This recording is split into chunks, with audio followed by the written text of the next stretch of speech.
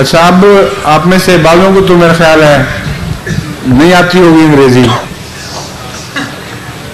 حاجی نذیر جتنی تو آتی ہوگی. حاجی صاحب ہیں یہاں؟ حاجی نذیر صاحب کو جانتے ہیں نا اکثر لوگ، آپ کہ نہیں جانتے؟ ربا والے تو سارے جانتے ہیں. ہاں کپڑے والے نہیں، انگریزی والے. ان کو شوق تھا انگریزی بولنے کا، وہ کوئی لفظ ٹیڑھا ادا کر کے تو سمجھتے تھے انگریزوں کی طرح منہ بنا لوں تو انگریزی بن جاتی ہے. تو لوگوں نے آہستہ آہستہ ان سے محبت بھی بڑی تھی لوگوں کو، پیار کے رنگ میں، برے رنگ میں نہیں، چھیڑنے کی خاطر ان کو کہنا شروع کر دیا آپ تو بڑی اچھی انگریزی بولتے ہیں. یہاں تک کہ ان کو یقین ہو گیا کہ مجھے انگریزی آتی ہے.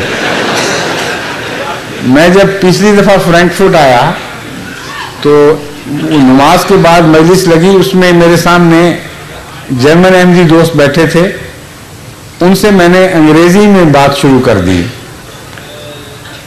تو باقی بعض دوستوں کو سمجھ نہیں آ رہی تھی، میری نظر حاجی صاحب پر پڑی. میں نے کہا حاجی صاحب آپ کو تو سمجھ آ گئی ہوگی نا؟ کہتے نہیں میں جرمن نہیں آندی.